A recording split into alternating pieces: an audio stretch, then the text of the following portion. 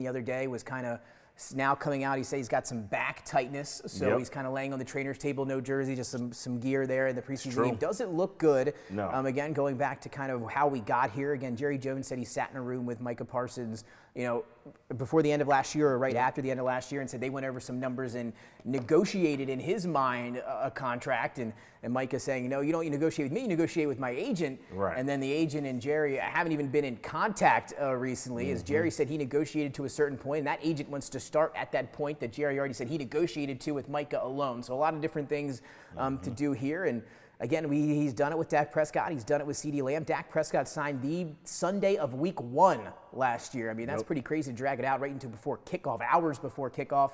I don't see this being any different, Matthew, with Micah Parsons. This is a little bit more complicated. Jerry loves a show. He's getting a show. But the Cowboys have kind of been a bad show now for a certain amount of years. What do you think here with Micah Parsons and what Dallas is doing there? Obviously, you got to give him what he wants and what he deserves. What's the holdup? What's going on there? And do you think he'll be ready for week 1 against the Eagles? No, he's not going to play. I think. And that's crazy to think about, right? Yeah, I think from everything that we're hearing from Micah Parsons and his people, and from what we've known about Micah Parsons, he seems to put a quote.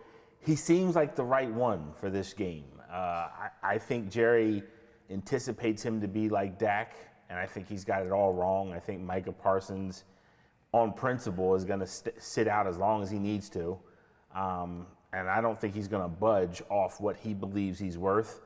I feel kind of bad about the Dallas Cowboys and just how the situation has played out, because Jerry Jones is the only person in the league that makes negotiations this personal. To me, and friend of the show, Stephen A., he had sat down with Jerry Jones, and Jerry Jones basically said that he called it a mom and dad situation where I make the deal and then you go to the kid, the kid goes to someone else. And to me, I think that's at the nutshell of where Jerry is just totally missed the forest from the trees, where you're in a day and age where these guys, they have brands. They didn't have brands when Jerry was out there with Emmett. It's a much bigger game now, and this bigger game requires more intense representation and requires better protection for the athlete. So the fact that Jerry Jones, who's I think one of the best businessmen in the NFL, the fact he thinks that he can sit down, negotiate freely with Micah Parsons, and then put the agent in a position where he's just a cheerleader or just a back massager of Michael Parsons, I just think that that's incredibly not what the modern NFL does. I think the modern NFL is a process of the agent comes out with the player, they represent each other, he goes to bat for the player, he tries to get the maximum value for the player. The fact that Jerry Jones thinks that he can just sit down with the player and then that's the negotiation. It's insane. It's insane to me. It really is. And at some point, I'm not saying this is going to be the situation, but at some point, the Players Association is going to probably have to take a step forward at some point, because the fact that this has been done several times on Jerry Jones's watch, and each time it's been kind of the same song and dance, I just think it's an abuse of power, and I think it shows how some of the infrastructure that the NFL has between the players and the ownership group is a little out of date, and I think they need some updates to that. And Jones kept saying, "I'm not the owner." When I was negotiating with him, I'm the, what did he say? I'm the general manager. Well, okay, I understand you're the general manager, but you're not. You're the owner who's acting as the general manager. You are the owner, regardless of what you want to put in front of you. You're the owner. I mean, it's like it'd be no different if Jerry Jones was selling hot dogs in the stadium. It doesn't matter if you're behind there flipping hot dogs and burgers. You're the owner, so it's not the same. Like, he's trying to make it sound like, well, when I talked to him, I wasn't the owner. But you are the owner. There's no getting off that. Like, that's your title numero uno. Yeah. This little thing you got is a side hustle. You just don't want to pay a GM or you feel like you can make the best business deals. And if that's what he feels, and he should, he's a great businessman. If that's what you feel, then why as a player would I not want representation even more then? So, again, at the end of the day, Jerry has just got to understand that this is a situation in which these players are not going to continue to do this Jerry Maguire, shake your hand, my word is stronger than oak thing. And the next thing you know, you got some sweetheart deal, and your agent's like, man, you cost yourself $10 million by not coming to me first. So, I don't think players are going to do that now. I really don't. And it's crazy. Dak Prescott, I think Dak's negotiation was 2 years. 2 years. He made it sound like Michael Parsons is a situation where he might let it play out for 3 years. I just don't know. He acted like he was going to, they had the availability to franchise tag him next year. That's right. The way. But he made it sound like he's okay with franchising the next 2 years. Yeah. So he says he has a contract this year. Then he says I can do it next year. I can franchise him next year, and I can franchise him the year after that. That's not the spirit of the franchise. That's not the spirit of it. The spirit of it is to give players and teams the opportunity to give the players maximum value for what they're, stalling at with the contracts, and allow ownership and the players' representation to get behind the scenes and make a deal that's good for both sides. That's what the franchise thing is really for. It's not to extend your contract negotiations for 2-3 years down the road. That's not what that's used for. It's used as a olive branch to both sides so that the ownership doesn't lose this asset, and that the player who wants to maybe really stay there can get some negotiation power and get a real deal that matters. So at the end of the day, he's just abusing even the things that help ownership groups. So again, at the end of the day, I really think that the Players Association at some point is going to have to step forward and say, listen, Jerry, you can't negotiate like this. I just don't see it any other way, because if they got another guy, they got a new guy, and he's really good, what's to stop Jerry from doing the same thing again? He's proven this is how he's going to operate. So I just don't see how it ever will change with him. Yeah, it seems like we have this conversation once a year about a certain player or a certain thing that Jerry Jones is doing. Well, it'll keep it there for right now. And again, Micah Parsons, big question mark for week number 1, and that defense is completely different when he's on the field and when he's off the field. So either thing's going to be a lot easier for the Eagles on that September 4th Thursday to kick off the season, and we'll see what happens. Right now, the Eagles 6.5-point favorites to open up against Dallas. So here we go. I want to say one more thing. Yeah, absolutely. Jerry, just know, as a San Francisco 49er fan, I love that you're this way. You're not making me mad at all. But your fans, I'm just telling you, they don't like the way you operate, and they wish you stopped doing with the shenanigans. So. And we'll see if he does, because I have a feeling that he won't.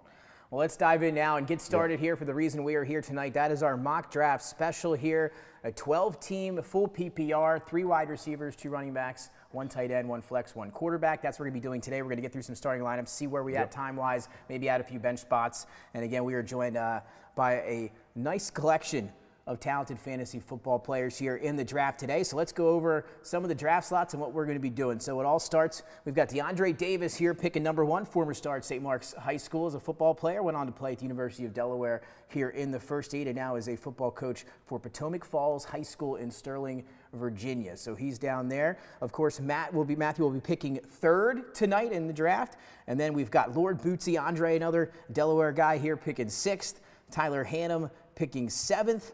And then, of course, Benny Pinella is also joining us from the League of Famous Gentlemen. He is picking 9th today. Of course, you can check out the League of Famous Gentlemen. They do a whole page. They've got Instagram, Facebook videos. They do it up big. You can check out all his action there. He's going to be joining us. He is picking 9th tonight. And then I'm going to be picking close to the end at 11. So Dennis is going to show you guys the board here in front of you, and then we're going to dive right in. We're going to stop intermittingly here to see and talk about what we've seen, certain picks and stuff like that. So we are almost ready to rock and roll here. So make sure that DeAndre is ready on the clock for pick number 1. And you can see his light is green. So we're going to dive right in. Let's start the mock draft here. And we are underway. So DeAndre on the clock to start. And Matthew, of course, the popular pick here at number 1 is usually between 2 guys. Jamar Chase, the point scorer from last year. He's already gone. And there he goes. Or another guy in Bijan Robinson. We'll see if he picks gets picked number 2 here. Automatically. But let's just talk a little bit about Jamar Chase. He outscored all wide receivers, Triple Crown winner, was by far the best player in terms of fantasy points last year by a large margin. He's going to go number 1 in most cases of the draft here, Matthew. And if you were at number 1, would that have been your pick? Yes. I'm a big fan of Jamar Chase, and I think he's going to give you good value there. You get a premium wideout and a guy that can make, 25 points in his sleep. I just think he's a really talented guy, and Saquon Barkley actually goes. How about this in this one? Yeah, so Saquon Barkley going number 2 off the board here in the mock. So now, Matthew, here you are on the clock. Jamar Chase and Saquon Barkley. Oh, yeah. And we were just talking before we went on the air, and you said, man, it would be really cool if this guy fell to me here at 3, and it actually worked out that way. I'm getting Bijan Robinson. There you have it. Thank you. Appreciate you. So Bijan Robinson falling 3 to Matthew. Did you make sure you make that pick before the clock runs out? I already did. Oh, did you? It's not showing up on my Yeah, it didn't show up yet, but hold on, maybe did I not push the thing? Hold on, sorry. Yep, there you go. There you go. So Bijan Robinson 3, and now that takes us to pick number 4. So off the board at number 4 goes Justin Jefferson from Minnesota, battling a little bit of a hamstring injury. He should be ready to go for week 1, at least we think. Word from Minnesota. He was back underway and practicing this week and today. So that takes us to the 5th pick here in the draft. And going 5th, how about this one? Derrick Henry going early here in the first round. Wow. In my draft yesterday, he went 7. So in terms of some of the rankings and ADP, going a little bit earlier, can't go wrong there. And then what do you think that's us? Here goes Andre. Andre takes Jahmyr Gibbs, who falls all the way to 6 here in this draft. I love that pick there. And then that allows CeeDee Lamb to fall to Tyler there at 7. So we have 25 seconds here before teammate picks. Let's talk about it. Jefferson, Henry, Gibbs, and Lamb, Matthew. And you said it, Derrick Henry kind of maybe on the turn and into the second round, a lot of drafts. As I mentioned yesterday, Henry went 7th in our draft, and here he goes even earlier, 5th overall. But again, he's a guy that everyone seems to doubt every year, and every year he puts up a lot of numbers in production. No, he definitely does. But I probably, if I wanted a running back, I would have took Jahmyr Gibbs first over him. But I mean, look, I can't argue with Derrick Henry. He had a great year last year. So 4th overall running back last year, 19 sure. points per game. And again, I guess people may be thinking he might not match that production this year, but I don't have a problem with it taking him at number 5, especially if you are a running back type drafter there early here. So CeeDee Lamb goes 7, kind of in that range. A lot of people have him ranked a little bit higher in my rankings there, but he falls to 7 to Tyler. Then how about this Malik Neighbors off the board at 8, led the NFL in targets last year. A phenomenal weapon for the New York Giants. We'll see how that quarterback situation works out there for Neighbors. But he was fantastic last year, dealing with a little bit of some injury stuff early in camp, but should be good to go for week number 1 with the Giants. Russell Wilson right now penciled in as the starter there with New York. Looking pretty good in the preseason. Is capable, a capable quarterback, so better than what he dealt with last year, Malik Neighbors. So we'll see how it goes, and we'll see when they make the change here to Jackson Dart. And now, here you go at pick number 9. It goes to Benny Pinella, and the League of Famous Gentlemen, Benny takes Puka Nacua here at pick number 9. So Puka does get Devontae Adams. There's been a lot of talk of Matthew Stafford, et cetera, here with the injury. He was actually back at practice today. He's saying that he's feeling a lot better. So Puka gets Devontae Adams, and some people may see that as a negative thing. I think that may open things up. So there are a lot of weapons in this offense. I love the Rams offense as a whole this year. And then Benny going with Puka Nacua here at 9. So Lamb, Neighbors, and Nacua are running 3 wide receivers here in the first round, Matthew. Yeah, no, I mean, this is the way of the world today. So, I mean, I will say this, depending on where you pick in your draft, I purposely picked in the top half of the draft, and I just feel like if you're in the top half of the draft, you're going to have to wait a while till the next pick comes to you.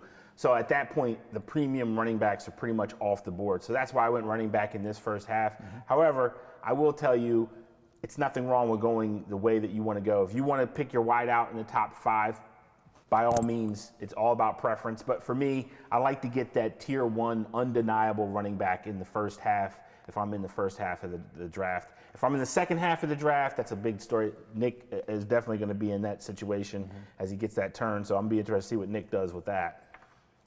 CeeDee Lamb, word from Tyler there at 7. He loved getting CeeDee Lamb at 7. He That's said a steal. 3 wideouts, PPR league, a no-brainer. And, of course, offense projects to be very pass-heavy. Not a lot of running back depth there with Javonte Williams. We'll see how the running game works out. They do add Pickens. And, again, I see when you add another receiver, I don't see a loss of targets. I just see, allowing that defense not to make you a focal point. So I do enjoy that there. I took CeeDee Lamb at 6 in the draft that I was referring to yesterday.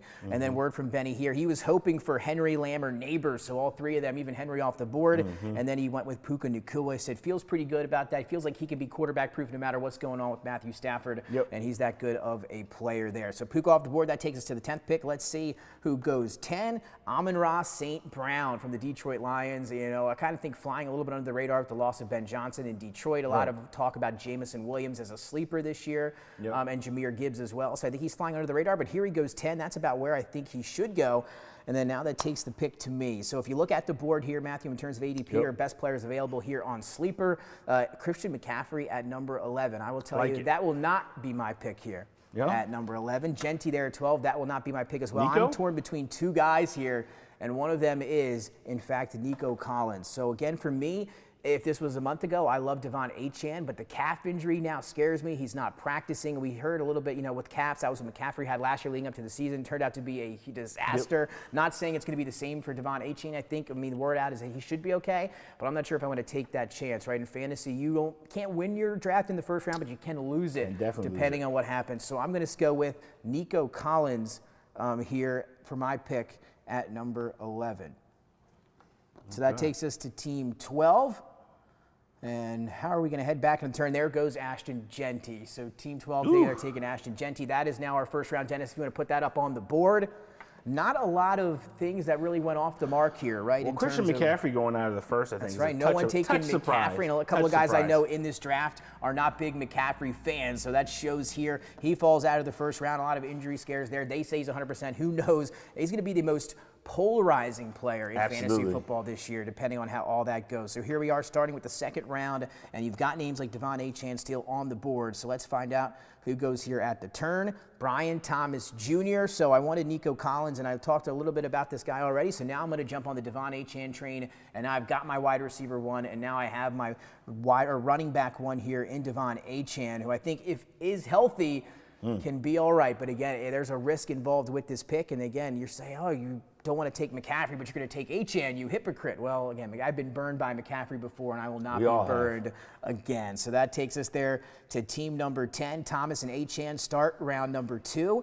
And there he goes, Christian McCaffrey paired with Amon-Ra St. Brown at pick number 10. And then no hesitation from Benny as he takes Josh Jacobs here early in the second round. So we've seen Josh Jacobs maybe go a little bit later towards the turn. I'm not sure if that's correct. I think Benny's onto something there. When he was a workhorse last year for Green Bay, he was absolutely phenomenal, especially down the stretch. We'll see how healthy Jordan Love is coming off of now a little surgery.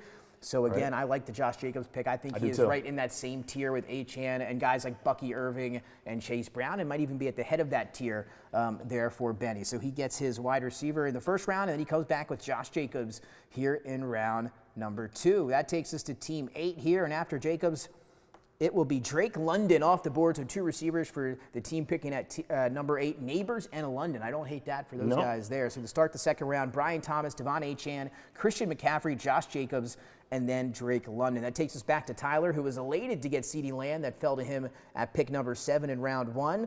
So it is a 3-wide receiver league. What's he going to do here? Is he going to go back to the wide receiver well to pair with CeeDee Lamb? Or with guys like A.J. Brown? Does he take Brock Bowers, who is the highest-rated player on the board right now? Bucky Irving. And there it is, Bucky Irving, as he now has his wide receiver and his running back as well. I love Bucky Irving there. That's kind of the range that I have him going in and for the most part, and I like that pick a lot. He was fantastic once he took over for Rachaad White in Tampa and coming back into a healthy season. Obviously no Liam Cohen, but he is going to be the number 1 word out of Tampa Bay as they like him over there. So Bucky Irving could be a running back 1, maybe get some more touches this year after what he showed on the field last year, especially down the stretch. So Bucky Irving and CeeDee Lamb. That takes us to Andre here at pick number 6. And Andre could or could not be back on the app right now after making his first pick and taking Jahmyr Gibbs. So we'll see if we can get Bootsy back here now, or who he's thinking about taking now that Bucky Irving's off the board. But you guys got guys like Brock Bowers now and Lamar Jackson, the best available area here, Matthew. Is it too early, in your opinion, to take a quarterback or a tight end? I would only take a quarterback that you're absolutely certain is going to return you value at a high rate, just because the quarterbacks are pretty close to each other when you're hitting that top 3 mark. You're going to have a slight point differential, but it's not going to be massive. I just think, to me, again, depending who's out on the board, of course, but I would probably wait a little longer in the second round to maybe take a first QB. But I mean, I can't doubt it. I can't fault anybody if they want to get a Josh Allen or they want to get a Lamar Jackson. I really can't fault them with that. And Benny Pinella reaching out on the chat and his pick of Josh Jacobs and said he views Josh Jacobs as a poor man's Derrick Henry. He said, if I can't have the Warhammer, I'll take the sledgehammer instead. Okay. So there he goes, taking Josh Jacobs. Let's see who Andre is going to go with here now at pick number 6. Right. And up, I think, let's see who Andre goes with. Back on the clock. It looked like Brock Bowers there for a second, but let's see. He's back on the clock now here, following up Tyler's pick of Bucky Irving. So we went with Jahmyr Gibbs here in round 1. Has it as Brock Bowers. Did it do something weird? Refresh? Well, we'll see if he's got 10 more seconds. It reloaded his clock for him, so let's see if he gets a pick in here this time. If not, maybe it will be Brock Bowers here. Josh Allen off the board. So we talked about quarterbacks and tight ends, and Bootsy going and getting his guy, Josh Allen, the reigning MVP of the league. And again, this is something that you see in probably 1 out of every 2 drafts is where Josh Allen and Lamar Jackson start to go in this range. And now Andre going to take Gibbs and Allen. So you're possibly looking at maybe 2 guys that could finish as the #1 player at their position. For sure, for sure. I mean, Josh Allen especially. I mean, those rushing touchdowns, depending on what league you're setting you have, but I know passing touchdowns in some leagues are 4. If you're in that situation, getting a rushing QB is great in those scenarios. So. Yep, and Josh Allen going to do a lot of that this year. I know James Cook had, 18 total touchdowns last year. If he comes down even a little bit, Josh Allen could be the beneficiary of some more touchdowns there, especially on the ground. So Brock Bowers follows right there to Team 5. It goes Derrick Henry followed by Brock Bowers. That takes us to the 4th pick, the 9th pick of the 2nd round, and JT, Jonathan Taylor, who in 2023 was the best running back in the NFL's battled some ankle stuff there since then. But down the stretch last year and in the fantasy playoffs, he was RB1. Had a couple, had a game of 200 yards and 3 touchdowns. He was phenomenal down the stretch. So again, that's not a bad pick there as he falls late there to Team 4. You're on the clock. And then Tyler saying 1,200 yards, 8 touchdowns on 200 carries, averaging 5.4 yards a carry. A touchdown on every 25 touches. Sign me up for Bucky Irving's breakout year. So CeeDee Lamb and Bucky Irving for Tyler there. And now, Matthew, you were on the clock after taking Bijan in round 1. I'm going to take, after careful consideration, I'm going to take A.J. Brown. A.J. Brown, there you go. I like it. Again, he's been slipping, I guess, unknowingly with his hamstring injury. I guess that's it. But he has been slipping here in the last couple months here ahead of fantasy draft season. I love that pairing with Bijan Robinson. Now you've got your RB1, your wide receiver 1 as well. That takes us to Team 2, who took Saquon Barkley there with the 2nd overall pick. And now he will take Lamar Jackson. So 2 quarterbacks now off the board. That takes us back to DeAndre at the turn. So DeAndre, after a long break there, he gets Jamar Chase. And now who does he follow up with? Big picks if you're able to. If you have the #1 pick in a draft, these are huge picks now in the 2nd and 3rd round. Yeah. I would say if you're in the first half of the draft, when you're in that 3rd round, it's end of the 2nd and then the 3rd. It's massive. You got to really make sure you hit home runs there. And here we go. James Cook off of the board. Here for DeAndre, gets that new contract now in Buffalo, was a hold-in for some time there, but now he will be ready to go. Again, 18 touchdowns for him, 15 on the ground, I believe 3 through the air. He was fantastic last year. Just 2 touchdowns in the season prior to that one. So even if he balances that out and is somewhere in between, you're still looking at a very productive running back and an offense that's going to score a lot of points. And then he follows it up with Ladd McConkey, and you heard Matthew wasn't happy about that one. DeAndre getting Cook and McConkey. McConkey here in the 3rd round. I really like that pick. For, again, they would be the second-year man out of Georgia. Was phenomenal. Justin Herbert's favorite target. We know that's an offense, obviously, there that wants to run the football with Greg Roman and John Harbaugh. But again, Ladd McConkey is going to get his. A phenomenal route runner and Justin Herbert's go-to guy. So I like that pick there of Ladd McConkey there for DeAndre. So he's got his 2 receivers and a running back. That takes us back here now, the 2nd pick of the 3rd round. There goes Trey McBride. So kind of my tight end tier 1 off the board now with McBride. And now 3 different position players for Team 2, who gets Lamar Jackson, Barkley, and McBride. And now they've got a chance to have all 3 of those players maybe be the tops at their position. So quarterback and tight end, Early wouldn't be something that I would advise. Again, always the number one rule is always pick your guys. Pick who you want, right? Your preferences. But when you take a quarterback and a tight end in rounds 2 and 3, that puts you kind of behind the 8 ball on running backs and receivers, which obviously you need the most of. But when you've got McBride and Lamar Jackson, as I said before, they could finish the top players at their positions. So what can you say about that? I can't say you hate it too much. We'll see how the team ends up, though, as we go forward. That takes us back to Matthew here, third pick of the 3rd round. And there you go. Did you take Jackson, Smith, and Jigba? So there you go. Run us through JSN. Phenomenal, kind of a breakout year last year, if you will, with Seattle. New offensive coordinator in Clint Kubiak, new quarterback in Sam Darnold, but he's going to be that main option in that offense for the Seahawks. Yeah, I just really think at this point, I'll be honest. I was going to take Ladd McConkey had he made his way back to me. That's why you hear that was a great pick. And of course, this happens in drafts all the time. Your guys get sniped, right? You get sniped. Yeah, you get sniped. Got to regroup. You got to regroup. So, for my thing is, again, I could have gone quarterback, but I agree with your philosophy. I just think, to me, that's too rich too soon. So I kind of wait a little bit. But again, and let me also say this. It also depends on what league you're in. If you're in a league where, I don't know, 6 quarterbacks are going in the top 3 rounds, and it happens. It's crazy. That's right. It happens, though. Take advantage of the situation. Go through there. Don't panic. Wait for guys, and then snipe those guys that are in the more, the positions that are losing. So like running back, wide out. But don't panic. If you're in a situation where you're in a league that's pulling QBs, and I mean something crazy, like 6 QBs in 4 rounds or 5 rounds, that's take advantage of the situation. Take advantage of the board, and don't panic.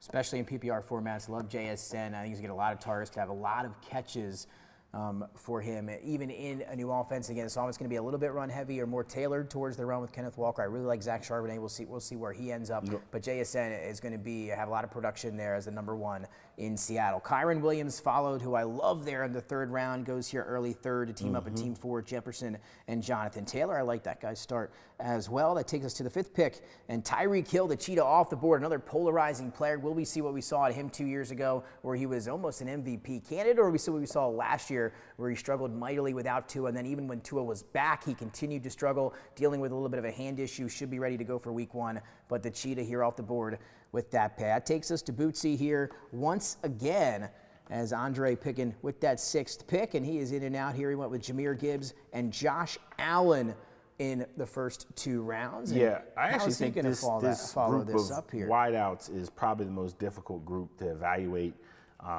between Tyreek Hill, T. Higgins, Garrett Wilson, Mike Evans there, Devontae Adams.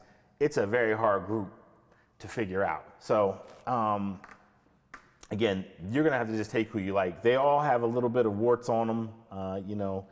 Like, for example, T. Higgins was injured last year. He's in a situation where he's got elite guy next to him. You got Mike Evans. All he does is catch touchdowns. And then Devontae Adams, certainly a little long in the tooth. But, they all got a little bit of warts on them, so he might go upside. I like this pick right here, Chase Brown. It's a great pick there. He doesn't have the pass-catching ability of some guys, but he is a very good runner. So that's a great pick there. I agree with that. Oh, another running back, Hampton. So there you go. And now if I know Tyler at home, I know he was eyeing up Chase Brown. So I think he was waiting to take Chase Brown, pounce on him there. Chase Brown, a guy I love. I wouldn't have an issue. I would have been taking him in the 2nd round. But here he falls all the way to Andre there in the 3rd with Gibbs, Allen, and Brown. And then Tyler follows it up by taking Omari and Hampton here in the 3rd round. That's about where you see him. Najee Harris dealing with that eye issue on the 4th of July incident. Not sure. There's no timetable for his return yet. And Hampton, a prospect I loved out of North Carolina, was phenomenal. We could also catch the ball there when he was a Tar Heel. I think he's going to be fantastic in this Greg Roman run-first offense with the Chargers. So I love that, and I think he's going to have a big year, especially with the absence of Najee Harris early on. So let's keep it moving here. Team number 8 follows it up with Breece Hall, another polarizing prospect. Very polarizing. There. Talented as can be, though. And again, Aaron Glenn coming out and saying he wants to use all 3 running backs. Braylon Allen has looked fantastic in camp into his 2nd year. He's still a very young player, but Breece Hall, again, I think depending on where you get him here in the third, I don't think I have a problem with it. I do like Breece Hall, but he's going to be teammates' #1 running back. And then Benny jumping on who I would have done the same thing if I was him here. T. Higgins falling all the way to the end of the third round. Phenomenal last year for Cincinnati when healthy. Did miss a few games, but he had a few 30-point games in that offense with the Bengals that does not have a defense at all. So they're going to have to put up 40 points a game again this year. They did get Hendrickson back, but that's not going to matter to a point where the defense now will completely flip-flop. So they're going to have to score, and they're going to have to throw. And they've got 2 very good receivers and a good running back to do it, and a fantastic quarterback. T. Higgins, in my opinion, goes too late to Benny here in the third round. And Benny saying he wants any slice of Cincinnati he can get, and I agree with that offense. Totally agree. And he grabs T. Higgins to pair with Puka Nacua and Josh Jacobs. Great wideouts there. That takes us to the team number 10, and Alvin Kamara off the board here to pair with Christian McCaffrey. So there's a lot of risk there for team 10 with those 2 running backs, older guys, 29, 30-year-olds in Kamara and McCaffrey. If everything works out, that's a fantastic pick. But again, it's 50-50 there, as you never know. Who is team 10? Team 10 is somebody we don't know here. Okay, so good. I'm not what I'm about to say. Let me just say this about Team 10. And I don't mean to pick on you, but this is kind of where the situation is with the running backs, with certain guys. I'm all for taking a risk on Jonathan Taylor, right? I'm all for taking that risk because when Taylor is healthy, Taylor is an elite weapon. I'm willing to take a risk on one of my starting running backs, okay? Not 2. Not 2. Taking a risk with 2 straight running backs, that's just scary work to me. I mean, look, I give you credit, Team 10, but man, that's a risky proposition there. And then another polarizing player here, George Kittle goes.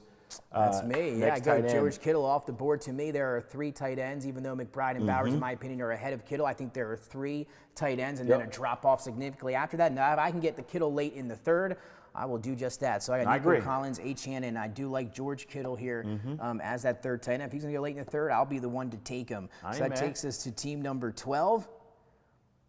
And, skipped a pick there, but Jaden Daniels will be one of them.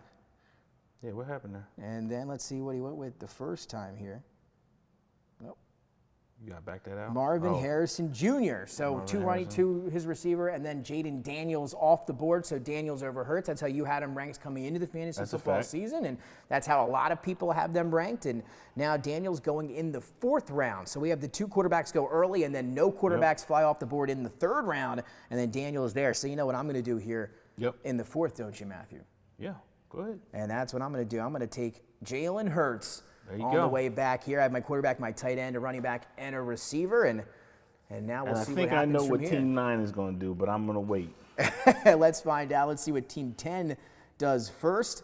Garrett Wilson off the board there, and that takes us to Benny once more. Benny, don't let me down, Benny. I know what you're going to do. 2 wide receivers and a running back for Benny. What does he do here? Is he going to stack them, Matthew? I think he's going to go to stack. Go to stack, Benny. Let me see what you do. Is Benny going to stack up his Cincinnati Bengals? He said he wanted the slice of Cincinnati.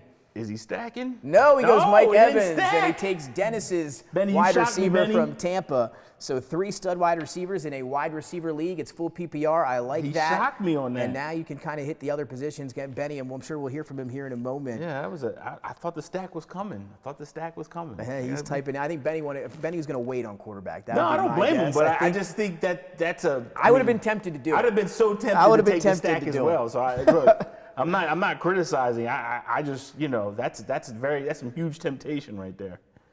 Yeah, Benny Titan will get his explanation here in a minute, but that's an offense. You talk about Cincinnati offense. The Tampa Bay was a top 5 offense last year as well. They got some similarities and some firepower similar to Cincinnati, so they're going to be another team that's going to put points on the board. And Benny said he thought about the stack, but from the mocks that he's done in the past, he likes to wait on quarterback. All good there. He said, especially when Mr. 1000 is on the board, and that is Mike Evans for sure. Scary Terry, fresh off that new contract, goes to team 8. He's got his 3 wide receivers. That takes us back now to Tyler, here at pick 7. He's got Bucky, he's got Hampton, he's got C.D. Lamb. I think he's going to go wide out. And let's see where he goes here. And again, Joe Burrow on the board. It is early, though, there in the 4th round, as Benny just alluded to. You got guys like Kenneth Walker and DK Metcalf, Sam Laporta, if you want to go tight end, maybe a little bit too early, in my opinion, there, middle of the 4th round. So let's see what happens with Tyler here. And again, we'll see. And then Dre following him. So these two guys know each other very well, and they were talking before the draft about sniping each other in certain areas, and let's see if that happens here. So I'm talking about hate. So I get them. That's the best right there. Snipe them. Where we going? All right, so let's see where Tyler goes here in round number 4. It'll be Tyler, Dre, Matthew picking a little bit later on, and then DeAndre at the turn. Jameson Williams, so going down in the 4th round, so going down that ADP a little bit. That's and I like guy, that too. Bro. Again, somebody talking to Jared Goff before the season. My guy, bro. His big sleeper was J-Mo, and here he goes off the board in the 4th round to Tyler. Come on, bro. Let's see what Andre now follows That's up my guy. with. I was going to wait on him. See, we're getting sniped here at the desk. So Amarian Hampton, Bucky Irving, CeeDee Lamb, and J-Mo. As Bootsy follows it up with DK Metcalf as his first receiver of his team to pair up with Chase Brown, Jahmyr Gibbs, and Josh Allen. So 3 studs in the first 3 rounds. He's got his first receiver in DK Metcalf. He is a Steelers fan, and I kind of like the pick in DK. I think he's going to be Aaron Rodgers' go-to guy, and Aaron Rodgers obviously isn't what we used to see, but he can get the ball to a receiver or somebody that he likes a lot. And I think that's going to be DK Metcalf here. And again, his final year, I believe, in the NFL. That's a fact. So DK Metcalf, I like a little bit more than consensus. Joe Burrow off the board, following DK there at the 8th pick of the 4th round. And pick 9, Patrick Mahomes off the board. So quarterbacks flying now. And that takes us to Matthew, who's got Bijan, A.J. Brown, and Jackson Smith and Jigba. Where are you going here, Matthew? Where am I going? Man. So I got, you know what? I think I'm going to go. I'm gonna reach a touch. I always do. I'm gonna reach a touch. I'm gonna go with Kenneth Walker. Kenneth Walker, so riding with the Seahawks. There he is. Yep. Yeah, and I like that pick as well. And we'll see if you get sniped later on. There's somebody else I think you should grab alongside Kenneth Walker, maybe a little bit later on, but I like to pick for Kenneth Walker and a Clint Kubiak offense now that loves to run the football. We talked about the Chargers. Seattle's going to do the same thing. A lot of positive things coming out of camp about Kenneth Walker and what they want to do with him. So sign me up there. And let me just say this too. The reason for my pick of Kenneth Walker is just I think with getting the 2 starting running backs, I got 2 guys that I feel confident that will at least get 15 to 16 carries a game. In this era of the NFL where guys are getting split carries, you want to try to get the guy that has the most carries. And I'm confident that I can get 30 carries between the 2 of these guys together. In certain other situations, you wait a little too long for running back. I think he's the last guy, other than maybe what, Hubbard, who I could see maybe getting some. They could even be different tiers, honestly, at that point. Yeah. So that was the reason for my Kenneth Walker pick there. But I did have somebody else on the mind. I like it. And then to reach here a little bit, maybe David Montgomery off the board in the 4th round. It seems like he falls every year, but every year he just scores touchdowns. He does. And we seem to say, we said it last year, is this the year Gibbs takes over? Is this the year you think Gibbs takes over completely, or is Montgomery? I think Montgomery's still going to get his touches. Oh, Montgomery's still going to get his touches. I mean, Montgomery's gives him tremendous value in pass catching. So, yeah, I still think Montgomery's going to get his points. So Montgomery and RB2 for Team 2 there. Takes us back to the turn in DeAndre, who gets a bell cow running back of his own here, and James Conner, who was phenomenal for the Cardinals last year. Another guy that, due to some injury in his past, seems to slip down some boards. Not a fan favorite pick or a flashy pick, but seems to finish as an RB1 almost. It seems like every year he did it last year, and now a chance to do it again in Arizona. Here, if that offense can maybe take a leap as well. But James Conner, he's going to get a lot of touches, a lot of carries, as you mentioned, and in fantasy, you want opportunity, and James Conner is certainly going to be able to give you that. And then Sam Laporta off the board here to start round 5.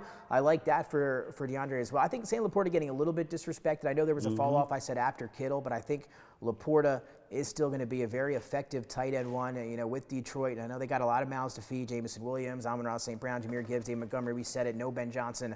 But Sam Laporta, talent seems to rise, the cream of the crop. I think he is one of those talented players. So I like that pick there to lead off the 5th round as well. That takes us to Team 2 back on the clock. And there he goes. One of the most polarizing players as well, Travion Henderson, who has been skyrocketing up draft boards. He comes off here in the 5th round, 2nd pick there to team number 2. So Travion Henderson, his first touch in the NFL in the preseason was a kickoff return for a touchdown. He's been phenomenal when he's had the opportunity in the preseason, and now comes off the board here. We'll see how he opens up the season, what his role will be. Rookie running backs maybe take a little bit to get on the field, but He is electric, so one thing's for sure. If he's able to get there or get the touches, I think he's going to be effective for sure. Tyler saying was hoping for an Evans slide, but the upside is undeniable with J-Mo. That's for sure. First full season healthy. That's right. He's finally had a full off season, to really get with that offense, and a guy he's willing to bet on. I'm there. So Jamison Williams there back in the 3rd round, and now we're back in the 4th round, and now here we are in the 5th.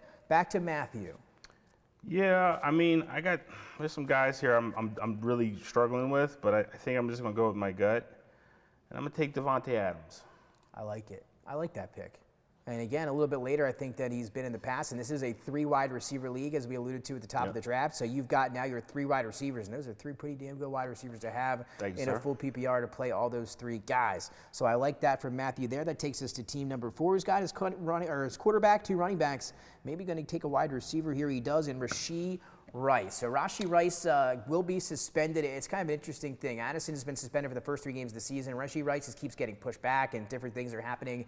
And they have a bye late in the season, or there's a chance he misses 6 or 7 straight weeks from around week 6 to week 13, or in that area somewhere. Nobody knows just yet. Maybe enough to knock him down a few spots. So maybe when you get down the stretch and you need him, he might not be there. But if he was a guy that's playing the full season and playing every game, I could have maybe it's a top 10, 12 wide receiver. That's how good he was before that knee injury. That's how many looks he got from Patrick Mahomes. He was his go-to guy there. So again, I think for the beginning half of the year, he's going to be a stud for Kansas City, but who knows what happens later on. That's what you got to be worried about. Hopefully your team is in a position where you can still be good and not need him down the stretch, and maybe you get him back during that playoff run. But you got to plan for that, because that's going to be interesting to see how that goes with Rashee Rice. Zay Flowers. And Zay Flowers coming off the board there. A nice year for Zay last year with Baltimore, but again, not a lot of fan favorite pick here this year. I haven't heard a lot of people talk too much about him. And then Xavier Worthy. We mentioned Rashee Rice. Well, there you go.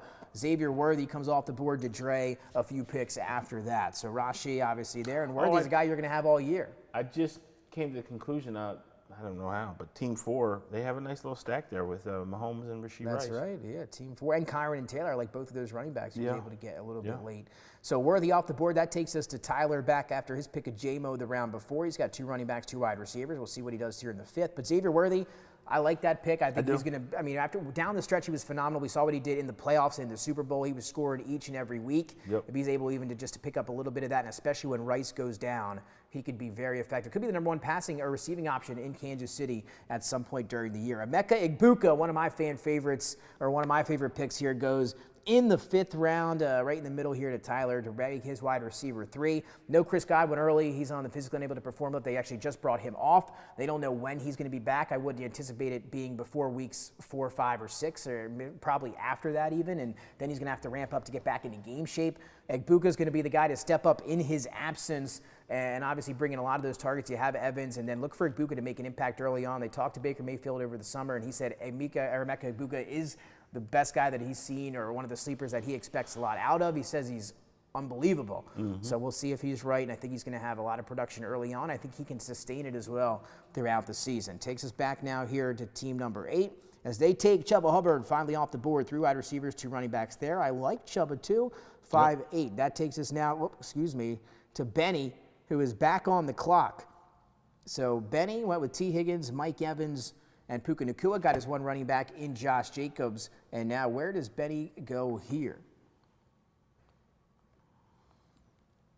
And so again, we thought he might do the stack with Joe Burrow back in the 4th, passed on that, and now takes Cortland Sutton. Great pick. Piling on the receivers. So we talked when we had our quarterback tier show a few weeks ago, and again, I love, and I might get sniped for saying him here in this mock draft, but Bo Nix, big Bo Nix guy this year as a quarterback, and Cortland Sutton is going to be his go-to guy. Phenomenal year last year. He got a new contract in the offseason, and we saw what he did the other day in the preseason. He's going to be Bo Nix's number 1 target, and he will be very productive. And Benny, obviously taking him here as his 4th wide receiver, but you get 3 wide receivers in a flex, so he can play all 4 of those guys in his lineup. And again, all 4 of those guys are going to be able to produce. So I like that pick for sure. We'll hear from Benny here in a few moments. And I'm a big believer in Bo Nix. Yeah, and that takes us to team number 10, DJ Moore. And then that puts me back on the clock. I have my quarterback, I have tight end, I have 1 running back, 1 wide receiver. So this is a 3 wide receiver league. So I might want to get somebody else. And I'm going to do maybe a little stack of my own here. Devontae? And I'm going to take Devontae Smith as my wide receiver 2. Again, I know he's been dealing with injury himself. A.J. Brown's got a hamstring injury. When one of either A.J. Brown or Dallas Goedert ever misses a contest, Devontae becomes a wide receiver 1. That's what the numbers say. Sure. And even if he doesn't, he's still got a lot of upside, a big play threat, and I think he's going to have a big year. And I think the Eagles are going to pass a little bit more, like other people do here this season, if other teams can stop Saquon Barkley. But I'll take Devontae Smith to pair with Jalen Hurts as my wide receiver 2 here. And that takes us back to the turn of the 5th and 6th round. Isaiah Pacheco off the board, who I was eyeing up here on the way back. Sniped. So sniped there from team number 12. I know where you're Second gonna go, pick though. there. T.J. Hawkinson, his tight end, is added. And now here we are back to me I know where on you're going. the clock. I'm gonna see if You know where you're I'm gonna going? see- You know where I'm going, I huh? think I do. I'm gonna see if you So I need a running back bad here, right? That's what I was thinking. And you think I'm going to take the guy you think I'm going to take, huh? Is it a team we've just been talking about a little while? Or Yes. Yeah. Yeah. All right, let's do it. Is that where you thought I was That's going? exactly where I Yeah, thought you were gonna R.J. go. Harvey, the 24-year-old rookie out of University of Central Florida. I'm an Yep. R.J. Harvey guy. But I don't think it's going to be as instant as maybe people would like. I think J.K. Sure. Dobbins may even be the starter. Sean Payton, in his offense, you have to be able to pass protection, and that thing's going to come along for R.J. Harvey. But I think J.K. Dobbins, and some people might not like this, but will be the starter early on. I think he's going to get a lot of the touches early, but I think R.J. Harvey could take over down the stretch, and I love the talent there in a Sean Payton offense. He took him early in the second round for a reason. They passed on Amari and Hampton in the first round and took Jahdae Barron because they wanted R.J. Harvey. So they've got plans for the rookie running back. I liked what I saw on film. Give me R.J. Harvey here on the back end as kind of a high upside pick here in the 6th round.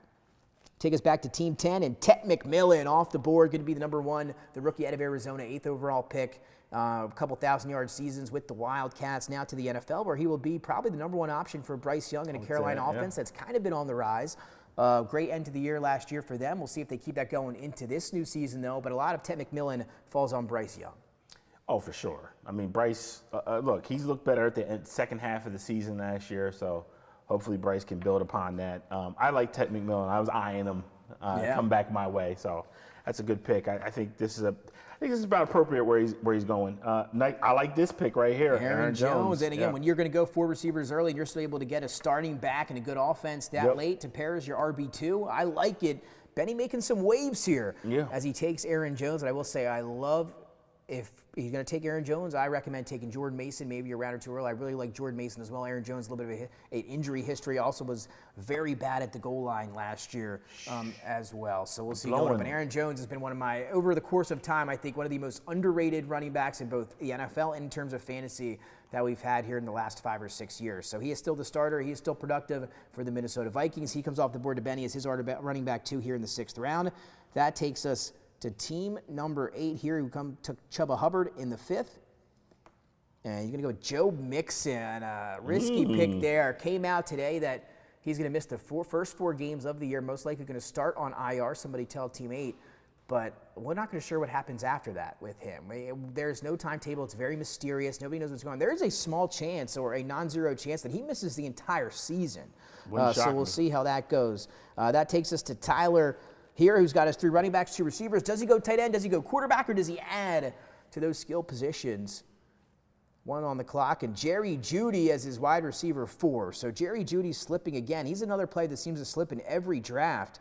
And Jerry Jeudy here was wide receiver 12 in PPR last year. Obviously a different quarterback situation, but wide receiver 12, that's a wide receiver 1 that Tyler is able to get here as his wide receiver 4. And if Joe Flacco is the quarterback, I think he's definitely going to be productive. Joe Flacco can sling it. Now, if he's not and you get one of those other guys, that becomes a question mark. But as long as Joe Flacco's under center in Cleveland, expect Jerry Jeudy to be productive.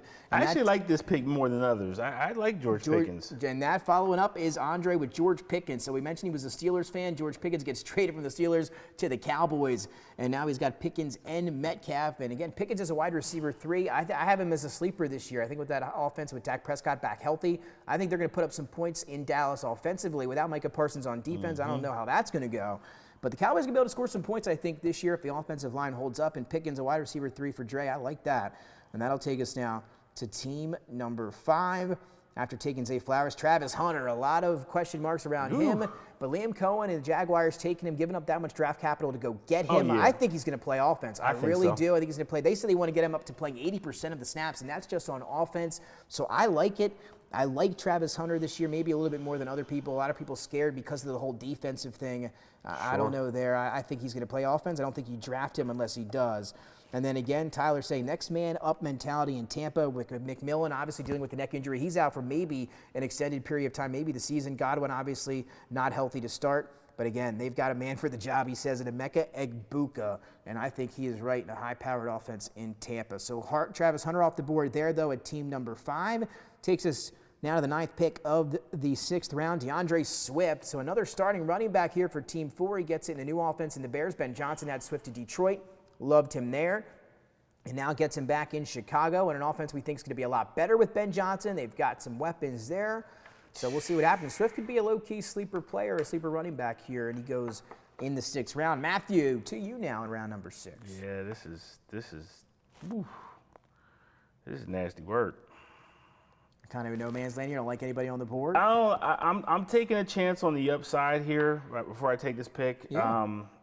I do think I am going to be interested to see where this other guy goes, but I'm taking this guy just on the upside. I think he's going to have a good year this year. And here we go. There it is, Rome Odunze, one of my favorite players in the draft last year. He was, I believe, 2nd or 3rd in the NFL in terms of off-target targets. So half of the balls, or I think 70% of the balls that came his way were uncatchable. Right. So again, that's a Caleb Williams issue, not a Rome Odunze issue. If they fix that and they get him open in this Ben Johnson offense, he has the talent to have a huge year if they can get him the football. And that's going to be the biggest question mark. Again, a lot of people off of him after last year. I'm not one of them. I think a huge second year coming for Rome.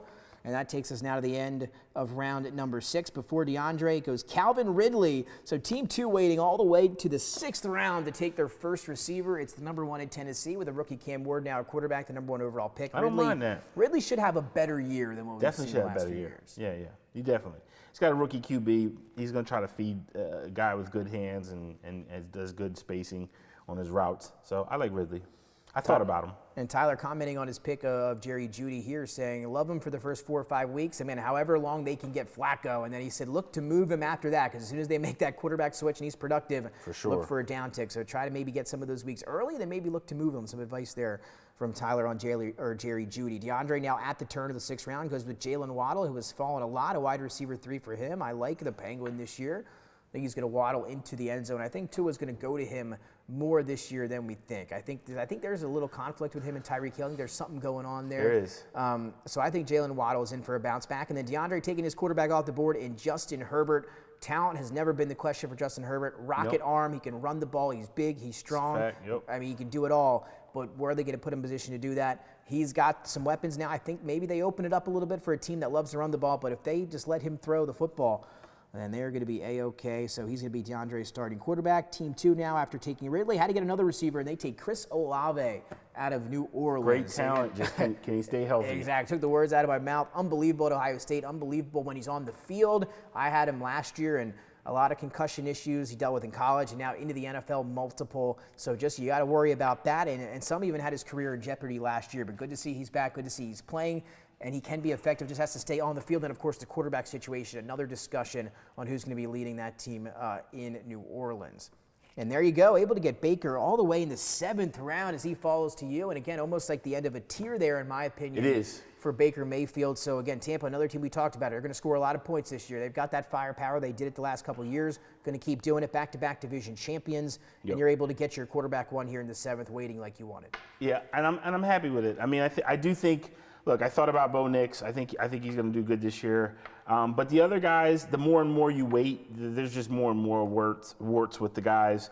I mean, Kyler Murray, we don't know. He could be great. He could be terrible. We just don't know. So, yeah, I went with the guy that I think is going to be better long term. And then saying all that, I think this is another pick like that. I think this ends the tight end reign for guys that are going to be consistent. And that's Travis Kelce. I like that pick. I think that's the right move to make right there. Kelce in the 7th round. You're right. I think maybe a little bit of a rebound. He says he's gotten back into shape. Didn't like how last year went. And I think the Kansas City Chiefs as a whole might be throwing the ball more. I think we're going to see maybe some of the old Chiefs than what we've seen after that loss to the Eagles. I do like Patrick Mahomes as well this year. And, of course, Steelers fan and Dre, not going to pass up on his guy, Caleb Johnson, the rookie out of Iowa. A lot of upside there depending on when he gets that starting job. So, again, good pick there for him. He's taking a sleeper shot there as his third running back. Judkins actually goes before Caleb Johnson. There's the second running back for Team 5. Some issues still to sort out there, and Cleveland is not signed. Not sure. Obviously, they're not pressing charges, so that's going to be put on the back burner, but we'll see Judkins' future maybe here shortly, but a lot of question marks surrounding the rookie out of Cleveland. And there goes Bo Nix, just ahead of me there, but I had Jalen Hurts, thank goodness. But Bo Nix off the board in the 7th round, and I kind of like what teammates do. The Joe Mixon pick a little bit questionable, but Bo Nix right in front of Benny, and now I wonder if Benny would have taken Bo Nix. He needed a quarterback, and now that he's on the clock, but again, I wonder if he would have taken Bo Nix there, and now he's going to have to maybe go elsewhere here in round number 7. We got a Captain Mid sighting? No, I don't think so. We'll see. As everybody can see now, the draft board so far as we are getting through 7 rounds. We'll try to pick up the speed here a little bit as we get to the finale of the show, try to round out our starting lineup. So Benny has 4 receivers, has 2 running backs, needs a tight end, needs a quarterback. And let's see what he goes here. Maybe. And Tyler taking Jordan Addison. So there you go. Tyler saying Judy's going to hold down the fort until Addison comes back from his suspension and then swap those guys out there. So I like the methodology there. I like Jordan Addison. I loved him coming out of USC in Pittsburgh. And then Benny able to take Tony Pollard. So maybe with Bo Nix off the board, he goes running back. And Tony Pollard's another guy that was good down the stretch of last year, got a lot of touches, was effective for Tennessee. Of course, a few years removed from that broken leg. Everybody kind of didn't like what they saw out of Tony Pollard the year following that. It takes over a year to come back fully healthy from those things. And he was effective down the stretch for Tennessee. I like that as your RB3 for Benny there. Takes us now to team 10. Evan Ingram, another tight end that might have a good year. Some upside now that he's in Denver with Sean Payton. And now that takes us here to my pick. I've got 2 wide receivers, 2 running backs, my tight end, and now let's see who is on the board here for me. I know. And this is now we kind of get into no man's land, but I think I know who you're going to go with. I think you do too. Yeah.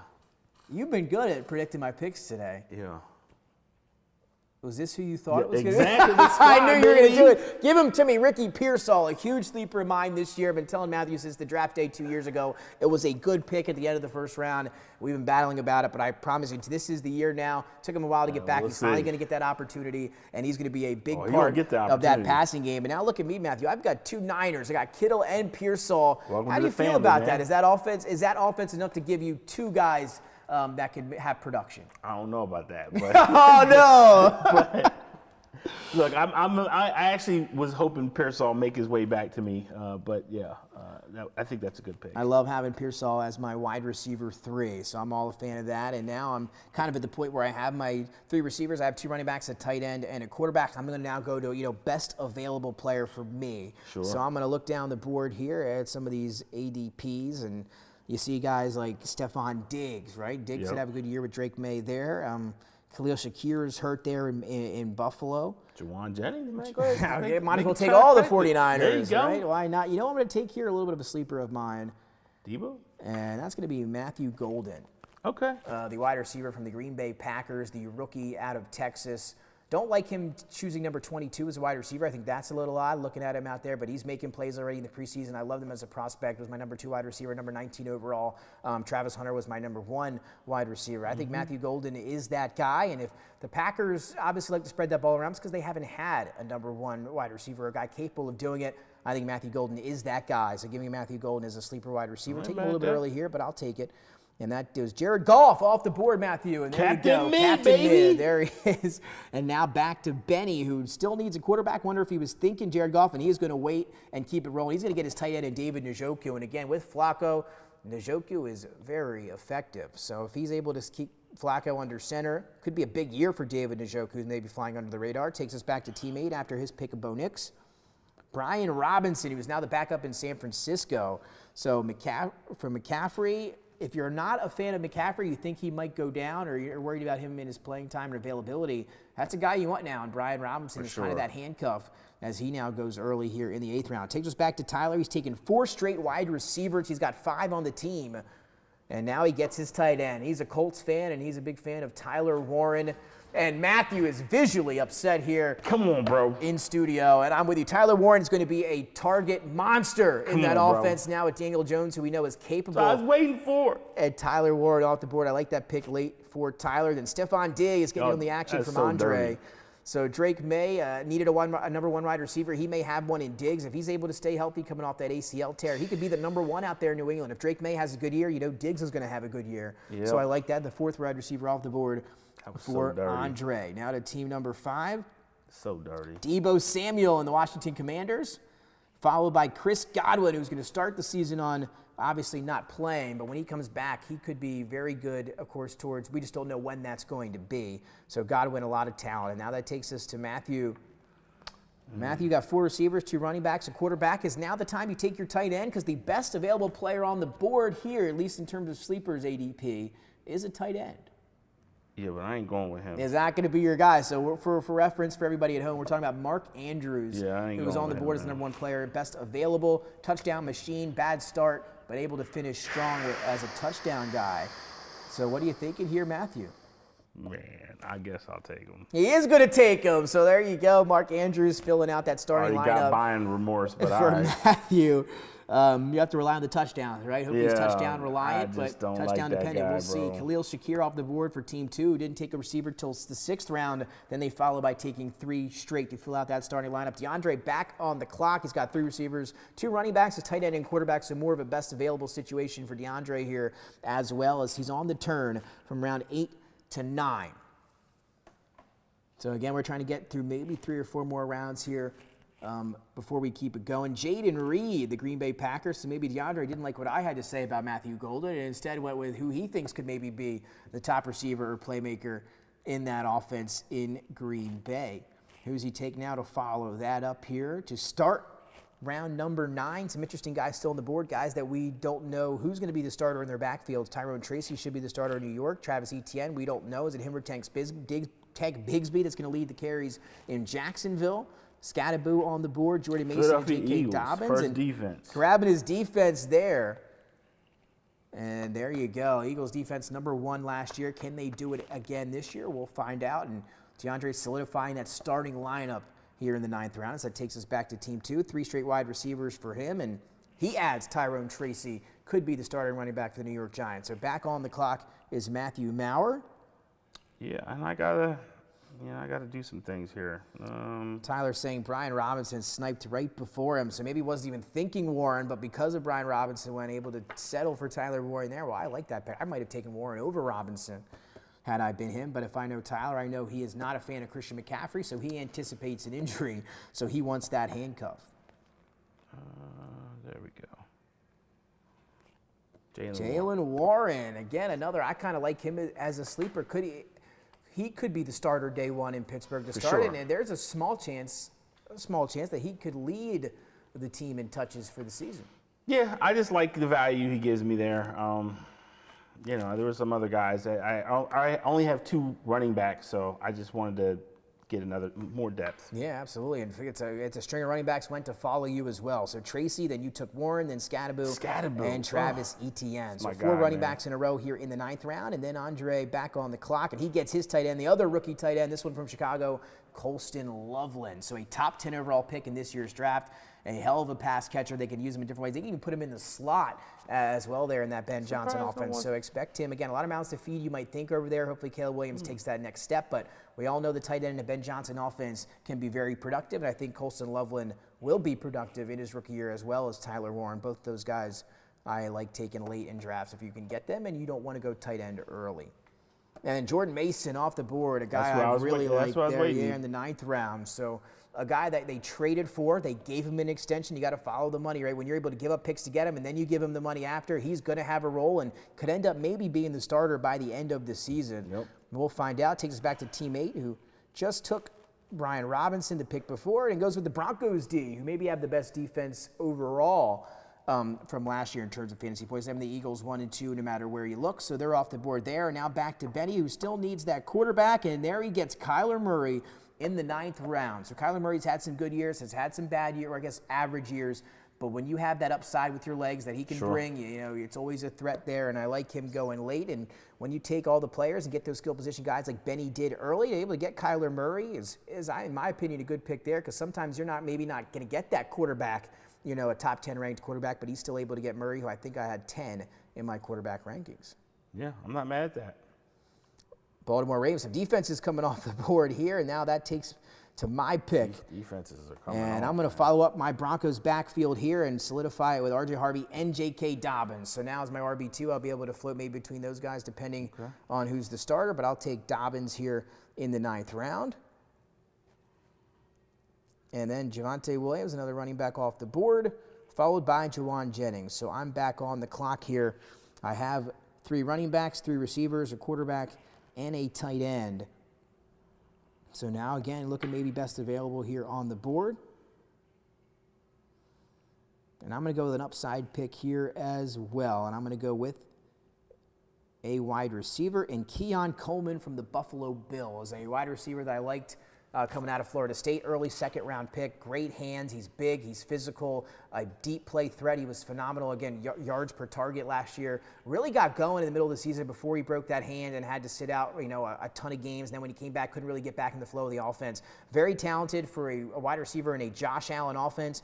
Give me Keon Coleman and the upside, especially with Shakir being hurt to start the season. Coleman can end up being that top wide receiver, that top pass catcher for Josh Allen of the Buffalo Bills. So I will take that all day long there. Takes us to Team 10, Brandon Aubrey, and there you go. First kicker comes off the board in round 10, and now Benny back on the clock here, and we'll see what he does. Here as we are again into round number 10. Again, we'll try to get through a few more rounds here before we stop. But again, Matthew, just to take it now an overall look at some of our teams, they're rounding out nicely. We've got a few bench spots, and now everybody's starting starting to really come together here.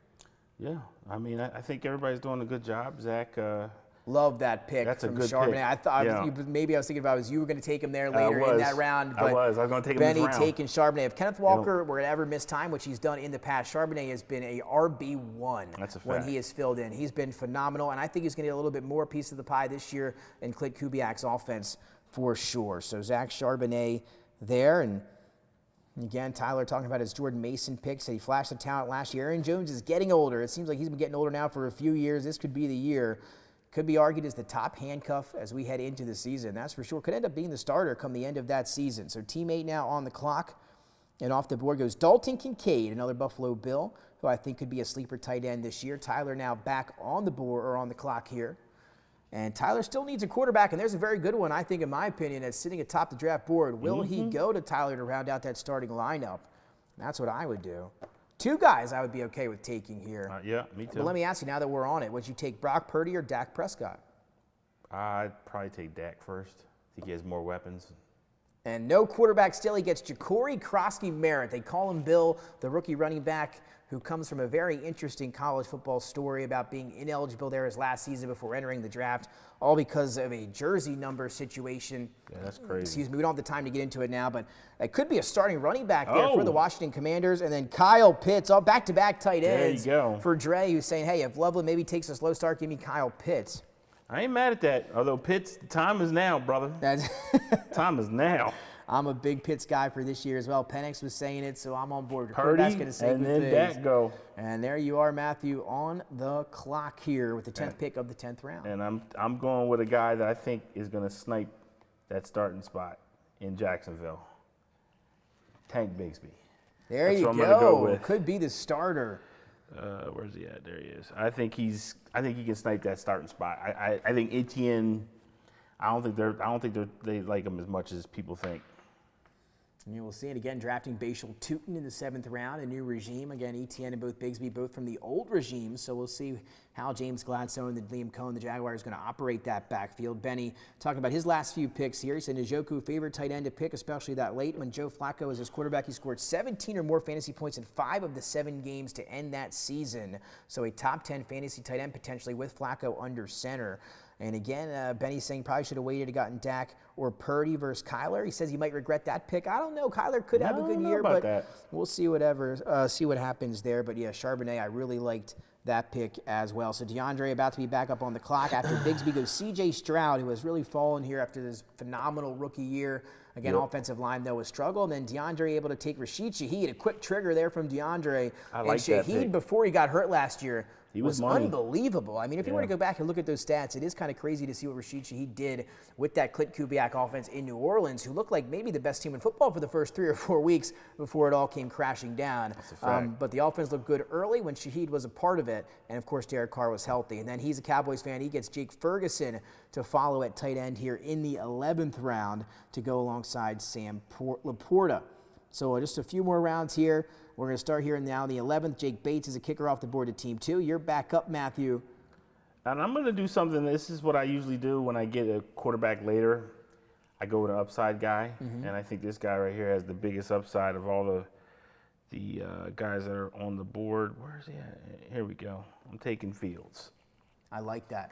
Justin Fields as a fantasy quarterback and an NFL quarterback, two completely different things, right? When you look at him, when he's played as a starting quarterback for an NFL team, whether that be in Pittsburgh last year for the first 4 games of the season or Chicago the year prior when he was the lone starter, he was a top 6 fantasy quarterback each of those years. When he plays, he's a top 6 fantasy option. So he's going to be the starter with the Jets. I like him if you can get him that late, and especially now to pair alongside Baker Mayfield, two very fantasy viable quarterbacks for Matthew there for sure. Justin Fields, again, I think he'd be a great sleeper quarterback, especially if you don't take one quarterback till later on. Josh Downs gets taken there. Love the talent there. Daniel Jones probably going to be able to get him the ball a little bit more than Anthony Richardson as of right now. We'll see how that goes for Josh Downs. Steelers defense off the board right in front of Andre, so I think maybe that's where he might have went, and now he's going to have to alter his pick here in round 11. So he took back-to-back tight ends. Here we are in round 11. This draft set to 15 rounds. We're only going to do about 13 of these before we, of course, get out of here. We're not sure if Matthew and I will take our defenses and tight ends, maybe like other people, but we'll see what happens. And he can't take the Steelers defense, so Andre's going to take Boswell, the kicker from Pittsburgh. How to get his Steelers kicker in Boswell. Phenomenal last year as well. He puts points on the board. He was the #1 kicker in fantasy last season. Tyler then taking his big quarterback sleeper who he's been on all season. That is Drake May. Gets him here in the 11th round. So again, his starting quarterback waits all the way till the 11th, gets Drake May. Wait, you thinking about it? Your boy? Think about your boy? He's available. He's out here still. See what you're going to do here. So the thing with me is you're right. Maybe when I get towards the end, you're talking quarterback, I'm assuming. Oh, right? And you've guessed them all right so far. Johnny Smith off the board, your teammate. When I get a guy like Jalen Hurts or one of those top 4 guys, even Burrow or Baker, I'm going to wait till as late as I can go at this point. So since I have Jalen, I probably will not go that direction here. Okay, I respect it. But if I didn't, I would have already taken him off the board if I didn't have a quarterback already. Okay. I think he could be a big-time fantasy option. Michael Pittman off the board in the 11th round. You know, and again, another guy I think is getting disrespected.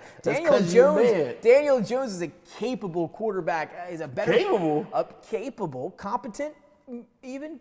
No. Nah, that man rides the short bus to the stadium, man. Nah, man.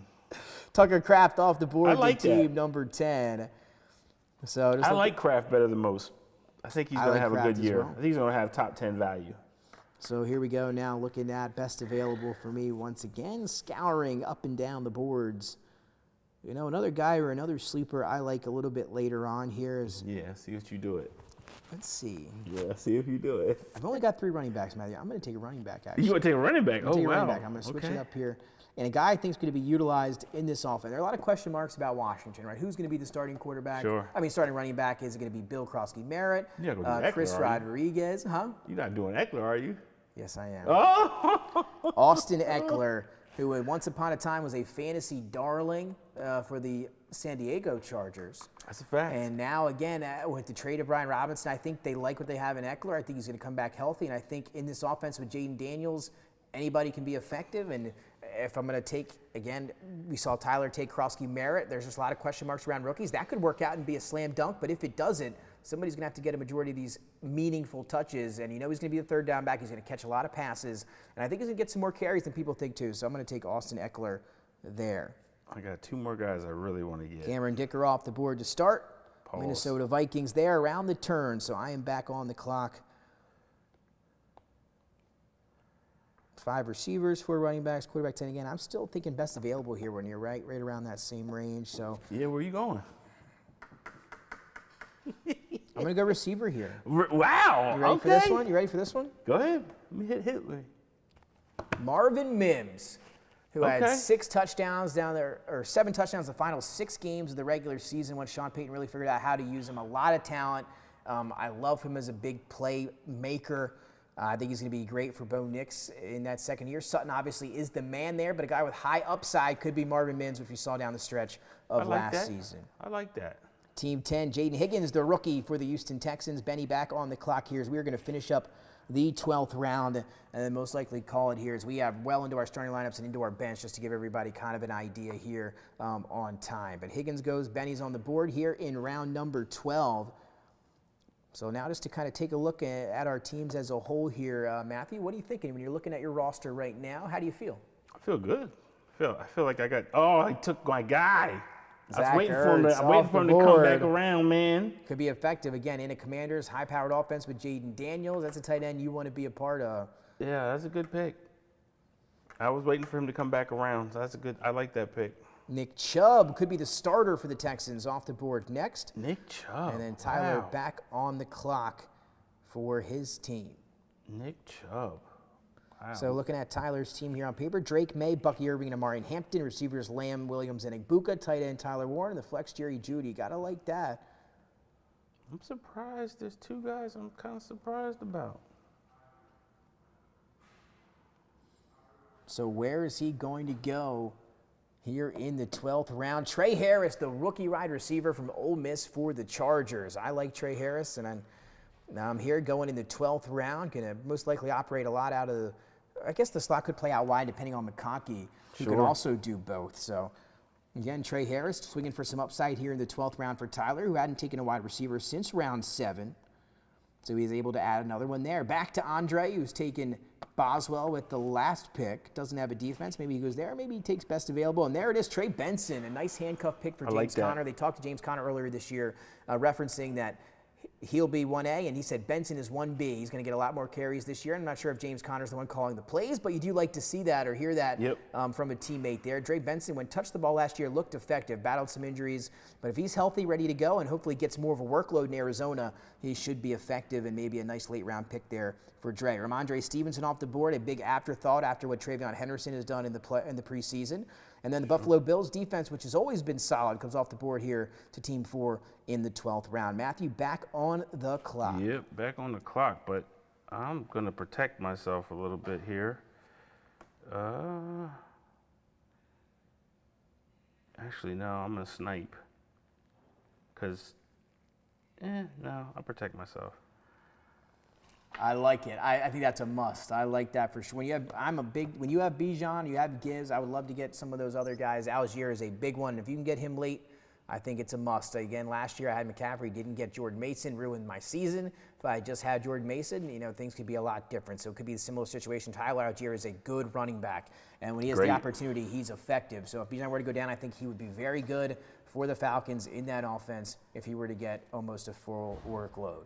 Team 2 here, taking the Houston Texans defense, who is good. Again, they can really sack the quarterback. I like that pick there late if you need a defense. And now back to DeAndre around the turn. We're going to finish up round 13, and then we will call it here on DETV. So 13 is our last round? Yeah, 13th will be our last round. Unless you want to run through all 15. Well, I mean, don't matter to me, because my last 2 are going to be kicker and defense. Right. We'll see if we pick it up. Maybe we will if we can pick it up. We'll just not chat as much about it. So DeAndre Brandon Ayuk, who again before that knee injury, phenomenal. Not sure when he's going to be back, but when he is out there, one of Purdy's favorite targets. Obviously a little bit of a slow start before the injury last season, but it was not that long ago that he was one of the best receivers in the NFL for that 49ers offense, and they did give him all the money that he deserved, and that in that contract. So they have planned, of course, using him. And then Jaden Blue for Dallas, of course. Who knows? Another question mark in that backfield. Javonte Williams maybe most likely to start the season as a starter. But Blue, again, a guy that has a lot of talk about him, a lot of chatter as we get closer to the regular season, a guy that could be getting touches in Dallas. Dallas Goedert, speaking of, going the next pick of the 13th round. Matthew now up 13-3. Trying to find my guy here. Oh, here you go. Yep. Isaac Guerrero. I think that's a must with the history of Mr. McCaffrey. He was really good when he got in last year. I know they traded for Brian Robinson. Not sure. I guess they just wanted another veteran that could get some carries, in low, short yardage situations. But Guerrero was really good when he was the lead guy down the stretch without McCaffrey and when Jordan Mason was hurt. So we'll see how that goes there. Team 4 on the clock. Darnell Mooney, a weird injury. We'll see when he comes back. A lot of question marks surrounding him. Team 5 going to go with Jake Elliott, the kicker for the Philadelphia Eagles. Struggled a little bit last season. Hopefully he can fix that out, or fix that as we go into this year. It was kicker number 14 on the year last season. That takes us to Dre here with 19 seconds for him to pick here around 13, followed by Tyler, and then Benny and I moving later on here in the 13th round. I kind of like how things have shakened up here.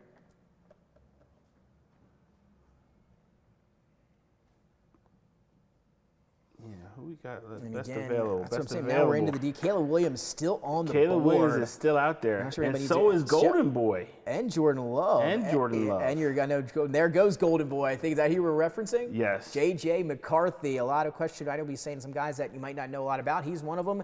Kevin O'Connell, obviously a quarterback wizard. We saw what he did with Sam Darnold, made him a fantasy viable quarterback last season. Now you get rookie J.J. McCarthy, a top 10 pick. A lot of people like him. Some maybe not as high on him, but he's in the perfect spot, right? Minnesota offense is a quarterback with Kevin O'Connell calling the plays. You got Addison, Jefferson, a lot of weapons on offense, pretty good offensive line, and there is no better spot to succeed at the quarterback position than in Minnesota. So J.J. McCarthy, Sam Darnold can do it. Why can't J.J.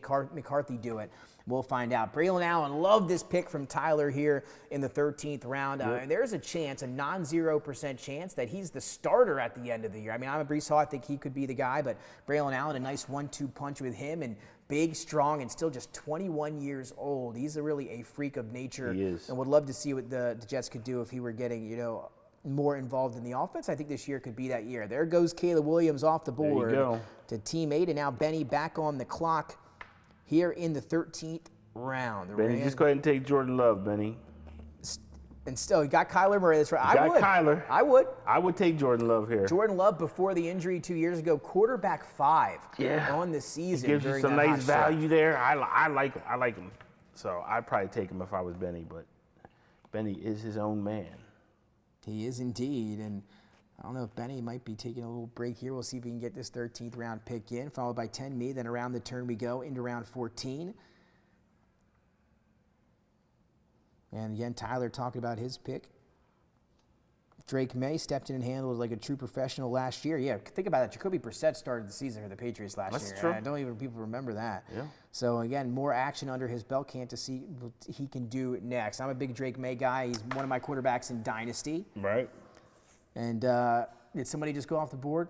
There it is. Michael Penix Jr. as a sleeper Great quarterback pick for Benny. And again, you always think about those guys at quarterbacks that don't run. You're like, oh, if they don't run, they really need to throw the ball. Well, I'll tell you what, Penix can do that. He's got a rocket arm and a lot of weapons, too. Drake London, I think, is going to have a huge year. You give him Bijan Robinson. That offense can put up some points.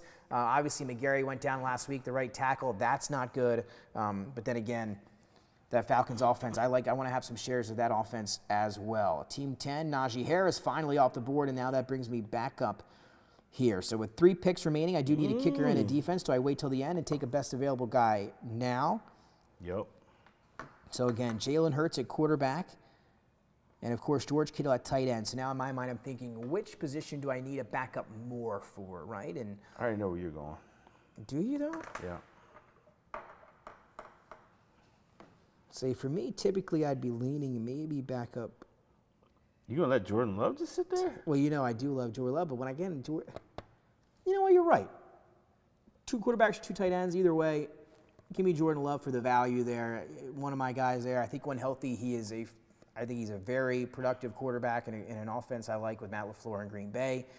He's just got to be healthy. The MCL really hindered him last year. Coming back, just had a little bit of surgery on something different. Should be full go here. Back practicing this week. So I am all in on Jordan Love, especially as a backup here this late. Benny says he's got a hot take. Penix is what everyone thinks Drake May is. Dude's got a rocket launcher and the best weapons package of all the 25 and younger quarterbacks. So there you go with Tyler and Drake May, and now Benny and Michael Penix. That should be a board bet. Who's going to score more fantasy points at the end of the season? So now coming back around after Love goes Luther Burden. Of course, kind of figured he would there. Then Rashad White here to Team 12. Back on the clock. I need a kicker and a defense. And to start, give me the Chiefs defense, always solid there, 1 or 2 in points per game each and every year in the NFL, depending on how your defensive scoring works. And now takes us to Tajay Spears. Now Benny back on the clock after his selection of Michael Penix. Cam Little, the kicker for the Jaguars, who has kicked a 70-yarder in the preseason. Chase McLaughlin follows as his kicker. And now Tyler back on the board. Tyler saying after his pick of Braylon Allen, I just can't buy into Breece Hall after the disappointments of the past 2 years. And maybe Braylon Allen will be the guy that comes out of that backfield here at the end of the season. I know that me and Tyler in a dynasty league together, he traded Breece Hall last year. So he's not lying to you. He is not a fan of Breece Hall. Takes the Lions defense there. Dre now back on the clock after taking J.J. McCarthy here with 2 rounds to go. And there goes that green light. He is back ready to draft, scouring the board. I believe he needs a defense as well. We'll see if he goes it in the 14th or the 15th round here.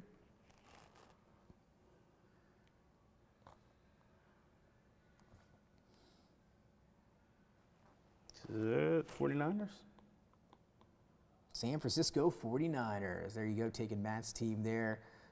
Keep going here in round 14. Christian Kirk off the board, going to be in Houston now with C.J. Stroud, followed by Harrison Butker, and now Matthew on the clock here in 14th round. Okay, defense. Man, this is nasty work. Let me go Seahawks. Seattle, I like that. Seattle, obviously McDonald there now, head coach coming over as defensive coordinator from the Ravens. Had that defense playing very well, 7th in points per game, or 7th in defensive points per game last year. So able to get, the 7th ranked defense from a year ago here this late.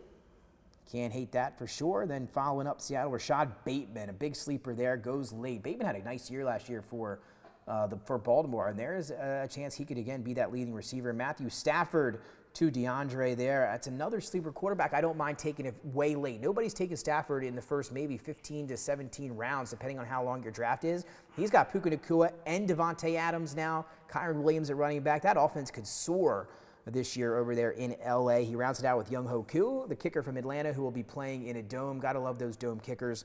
And now we are rounding out the final round here on DETV. Bashal Tootin to Team 2. Matthew on the clock for your final pick of our mock draft special. Oh, man. Let me get Farmer. I like that pick. There you go. Fairbairn. Again, you look at a lot of the rankings. He's right in the middle of the pack. Falls all the way here to the 15th round. Brenton Strange, I love as a sleeper tight end, goes 15th to Team 4. I would have took him if I had room, but I didn't. Adam Thielen follows, and that's another good one. Thielen, a lot of trade talks, could be back in Minnesota for a team that really needs wide receiver help. They're in negotiations right now, a team that needs help early with Addison missing the first 3 games of the year. If Thielen were to get traded to Minnesota, his old home where he was so good for so many years, he would insert right away immediately into that offense and obviously be very good for J.J. McCarthy, the rookie quarterback, if they were able to get that done. Makes so much sense on both sides. I hope they can get that done and see him back in Minnesota, but as of right now, he's still in Carolina. Jack Bech, the rookie wide receiver from TCU, Senior Bowl MVP this year in Mobile, Alabama, rookie wide receiver for the Raiders, goes to Dre to finish out his draft, and now Tyler looking for his last pick of his draft. I believe he needs a kicker. But if you ever play with Tyler, sometimes he doesn't even take a kicker for week 1. He'll take value and then maybe assess the kicker position later on. So let's see how he finishes off his draft here today. About that. And again, it'll be me and Benny to round out the draft here in round 15 late. Guys still on the board. Keenan Allen after he recently signed. Cam Ward. Will Lutz, and there is the kicker for Tyler, who's going to be playing at Mile High. He loved those Broncos kickers, and he gets one late right there. Team 8 ends it with Keenan Allen. Like I said, now Benny on the clock for his final pick of the draft. Well, some good names on the board still. Yeah. Tua, Trevor, Bryce Young. Trevor Lawrence. I mean, again, we're only doing 15 rounds here. Sure. And typical drafts, I guess, would be anywhere from 16 to 18 rounds. Some do 20. And the Commanders' defense off the board to Benny as we finish up here. Team 10, Cam Moore. And now I'm on the clock for my final pick. I need a kicker. And I'm going to go with Tyler Bass and the kicker for Buffalo. So I think Bills can score some points. And a special shout out, thank you to Benny for joining there tonight, Benny. And again, you can follow them at the League of Famous Gentlemen. A lot of great content over there, fantasy football information as well from Benny. Check out some of his stuff. So Benny, thanks for joining. He finishes out. Again, thanks to everyone that was able to do it. Benny. Yep, thanks to DeAndre, of course, DeAndre, Tyler, Benny. Thanks for all being a part of this mock draft as we are now on the clock for the final pick. And there it is, Trevor Lawrence, Mr. Irrelevant here in this year's fantasy draft. So again, a shout out to everybody for being able to be a part of this. And now let's just take a final look at the board here, Dennis, and just give an overall of how we felt. So any big shocking moments for you early on here, Matthew? Anything that stood out? We saw Josh Allen go in the middle of the second round to Dre. Nothing too crazy there, though, to be honest. No, everything kind of looking. Nothing's too crazy at all. I think everybody, you could tell you were in a room full of people that, you know, play the game. I will say this, sometimes when you're in mocks and you're, yeah, you know, you're with guys that are taking guys in spots that it's not reasonable. And everybody out there who's thinking about getting fantasy, let me just tell you this right now. One of the best things you can do is to definitely get in there and do mocks. They really help you with preparation, really help you get an understanding for the field and position value and everything else. So if you're serious about fantasy and you want to play, you know, definitely go out there, do some mocks, get in there, figure out what the positional value is, figure out what people are taking chances on, and really just learn, you know, fantasy at the end of the day. Uh-oh. Oh, there we go. Well, let's end it with that. We ran a little bit over time for Dennis's question of the week. All right, Dennis, let's do is it doing trivia or are we doing just question of the week? What's the single biggest? Whew. What's the biggest single mistake fantasy football players? Oh, I can tell you this right now. Biggest mistake is thinking last year is this year. That's the biggest mistake. Because there will be guys that have injuries. There will be guys who are vets who, like, that was the last gas in their tank was last year. And the worst thing you can do, and let me follow, this is the second worst thing you can do, is let the computer auto draft for you. That's Don't be that guy. Don't be that guy. Don't ruin the draft. Don't be that yeah. guy. Show up ready to go. Show up on time. Don't be the guy to prolong the draft, to be late, start the draft late. Get there. Make sure you have all the stuff you need. And make sure you were there ready to go. Like Matthew said, do some mocks. Make sure you're prepared for, you know, what can happen in certain situations and stuff like that. Now, for me, what I would say the biggest mistake is people that don't take the people they want. Take your guys. Take the players you like. Don't look at, I mean, you can look at these rankings, but use them as a guide. Do not abide by them, you know, like the Bible or important text, stuff like that. Take your guys. If you think you want to take a guy, if you're sitting at the turn and you know he won't be there when it comes all the way around, you can reach a little bit. Take the guys that you want. Makes for a more fun fantasy season. Again, if those guys do hit and you don't have them, you're going to be really kicking yourself that you didn't get them. So again, it's fantasy football. Take the guys that you like. Take your favorite players and guys that you want to draft, no matter where they are in whatever draft, you know, rankings you're looking at. ESPN, Yahoo, Sleeper, they're all different. Again, use your rankings. Take your guys. That'd be mine. Yeah, and then lastly, you know, stacking is great when you can get it to work. Just give you a case in point. Don't overstack. I had a guy in my league. We just call him the Patriots because he had every Patriot player, and he did well. That's not even a great offense to have. No, this is when they had the Tom Brady and everything. Oh, Gronkowski. And he did great. The problem was they played the one game where they just were all right. In the playoffs. And he got blown out, and that was it. And I'm just telling you, don't overstack. You know, get a wide out, get a team's top tight end. Would you consider 3 an overstack, quarterback and 2 pass catchers an overstack? if the other pass catchers Or are even tight a end. running back. Like, what do you? No, I'm okay with a quarterback, a running back, and a wide receiver. Yes, Yeah. 3 to me is the max. Two in the same position is where you get. Yeah, man. And then let me just also say this: if you want to stack, I'd go QB, RB, tight end, or QB, RB, wide out. I would not go with 2 pass catchers. Yeah. You want you want a situation where the running back can get you points if he doesn't catch touchdowns. So just trust me. When it works out, it's beautiful. When it doesn't, you're not going to do well. You're right about that. Dennis, do we have a trivia question to end tonight's show? No trivia. Oh, there you go. Off the hook through the mock draft special. Woo. We get a week off there.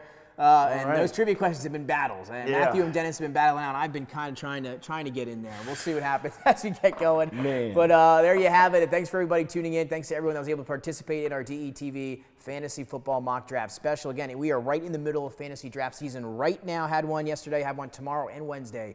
So good luck to everyone and their drafts. Hopefully we're able to help you out a little bit. Again, go back, watch, see where everybody was taken, educate yourselves a little bit. And good luck with all your upcoming fantasy football drafts. Matthew, final words tonight. Final word is, don't be the guy that doesn't pay your fantasy dues. There you go. That's another good one. Come on, man. Today. Pay the due, man. Before the draft. Before the draft. Come on, man. Don't be that guy, bro. Don't be the guy that has 15 reminders on Venmo or Cash App, like, yo, pay. Yeah, and then wait till the league is over. Driving the commissioner crazy. Yeah, man. Don't be that guy, bro. Don't be that guy. There you go. Come ready, come on time, and make sure you paid the commissioner your league dues. There you go. The rules to abide by here in fantasy football season. It is among us. So, again, Matthew, great job tonight, as always. Ready to get through our mock draft. Dennis, thank you so much for putting it all together. We will be back next week, and when we talk next, football season will be here. Football season. So we're going to dive in back to our normal scheduled programming on Monday, where we break down the games, dive into a whole bunch of other stuff. The NFL is pretty much finally here. So for Dennis, Matthew, and myself, we will see you next weekend. Good luck in all your drafts.